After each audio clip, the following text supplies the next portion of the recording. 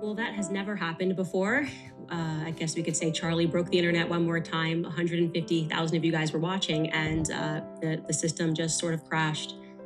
And it just really makes me happy that that happened, actually.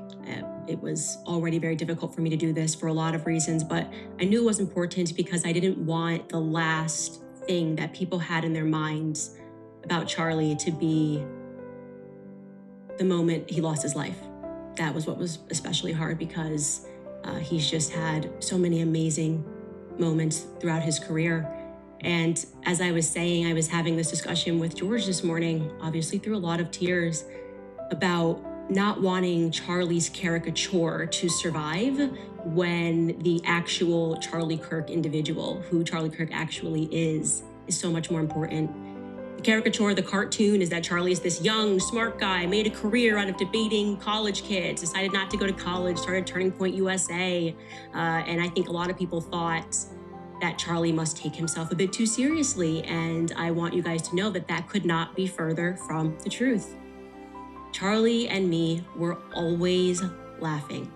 Yes, he was ambitious. Everybody knows Charlie is ambitious. I met him back in 2017 when Turning Point was this very young organization. Nobody knew who I was. Nobody knew who Charlie Kirk was. And Charlie was always wearing these really baggy suits. I mean, they looked like they were hand-me-downs from 3 generations because he was focused on the ideas. He didn't care about his appearance. He was laser focused on what he knew Turning Point could become. Not could become, but would become. He hired me on the spot. We were at this conference in Florida, and he and I used to always say, we never said the rest was history. You know, the rest is history. We say the rest is future. We were totally locked in, and I want you guys to know about our first planning sesh, okay? It was in the middle of Chicago O'Hare Airport. There is this restaurant that's called the Macaroni Grill, and I sat down with Charlie on our first trip together. He flips over this little paper menu as we're waiting for our flight, and he takes out this pen and he just starts drawing a map of what he wants to happen into the future, what the Turning Point organization will become. It was spastic, it was unhinged, it was the absolute best. It was true Charlie. He was a visionary. Charlie was a visionary. If he could envision it, it was going to happen. He knew that, I knew that. And what he had envisioned was for Turning Point USA to become the biggest conservative student organization, not just in the nation, by the way, but in the world. He kind of squabbled and swiveled and wrote that the structure is currently a 501c3, and he's sitting there talking to me, well, here's what we can do in the future, and here's how, and then I'm gonna probably take control of the RNC. I mean, he's 23 years old, right? And he's speaking to me about how he's gonna take over the RNC. The person that he adored the most, like really, and never in a million years did he think that he was going to meet him, and of course he did, was Rush Limbaugh. He was really raised on Rush Limbaugh, listening to Rush Limbaugh day in and day out. And he told me through many conversations that if he could have a show like Rush Limbaugh one day, he would be very happy. That was, I think, his ultimate goal, and it happened. We had a bunch of rules. Charlie's rule was never say no to Fox News. So even if the show was at 4 a.m. in the morning, crack of dawn, I cannot tell you guys how many hits we did on Fox News. I'm talking 4 hits a day, up at 4 a.m. for Fox and Friends first, and then doing whatever the evening program was, because he believed this is the way that we're gonna get our names out there. You know, we have to work harder. My rule was I was like, we shouldn't drink. Everybody in politics is drinking. They're drunk all the time. If we're passionate, we have to understand that it's a disadvantage. People are always made weaker. It doesn't make anybody stronger to be drunk after an event. And so we didn't drink. And we had a couple of mottos, but Charlie's was, we can always outwork our opponents. I can't tell you how many times we looked at each other and we said, we can outwork them. Everyone was bigger than us, but not working harder than us. It came really directly from Charlie. It was the thing that he said we could always control. And I totally agreed with that. Work ethic meant everything. I think it's very obvious to everyone. I was the culture, Charlie was the politics. Charlie needed a little bit more culture. I needed to learn the rules of politics. I mean, he could tell you every office in the White House and what this person does, things I'd never even heard before. I was just passionate about Black Lives Matter. I knew it was going to be harmful for Black Americans, and I wanted to share that message. And Charlie showed me how to do that in the best way possible. I learned very quickly with Charlie that politics breeds unnecessary enemies. It is incredibly, it's disheartening industry. You know, you're lucky if you have one friend. You're lucky if you have two friends. There are so many people that will test your character along the way. Like I said, I was a nobody. It was funny going through text messages yesterday, and I'm like, Charlie, my goal is to have 50,000 followers on Instagram. I think we can do it by the end of the year. And after he hired me, he had been working already really hard on doing this campus tour throughout California. He called it the Big Three: UCLA, we're gonna do Stanford, we're gonna do Berkeley. And there was somebody who was a lot bigger than me at the time who was going to be kind of the face of it, because like I said, people were not gonna buy tickets to hear me and Charlie Kirk speak. And he had someone that they definitely would hear speak. And for whatever reason, and this was just my luck, Charlie was pumping gas. He was inside of the gas station, and I'm sitting in the car, and I see this person, his phone is sitting in the car, and the messages are lighting up on the screen, and this individual saying, I don't want to do this event with that new girl you hired. Like, I don't want to share the stage with her, essentially. Just mean-spirited, no reason. I'm bigger than her. I should do this by myself. And then if she wants to come on and be an auxiliary, that's fine. But I don't want to share the stage with her, this newbie.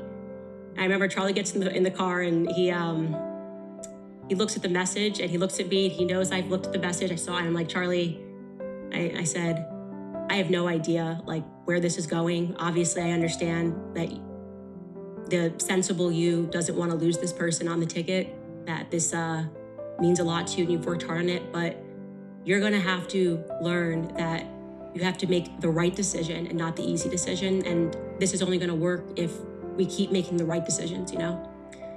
And I could just see the struggle within him. And then he did the right thing. He said, okay, if you don't want to do this event with this newbie Candace, then we're not going to do the event, and Candace and I will do it alone. And we did. We went at it alone. Actually, I think for that particular event, Dave Rubin hopped on, and the rest was future.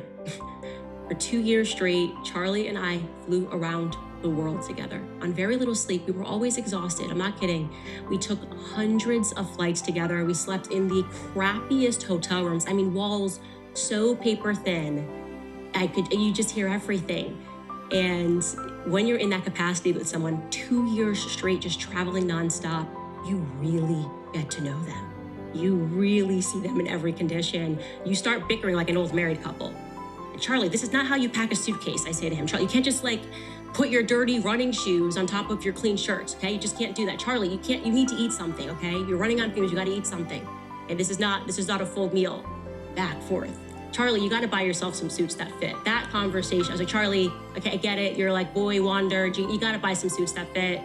I wasn't the only one that was hammering him on that. It was also Don Jr. And eventually him, and I think it was actually him and Eric, they're like, Charlie, I know you're very frugal. We know that you're very aware that your salary comes from donors. He always wanted to be a really good steward of their capital. All right. That is good. That is good to hear, Candace. That is good to hear. That is good to talk about. That is all that. Okay? Here's the thing, right? When somebody dies,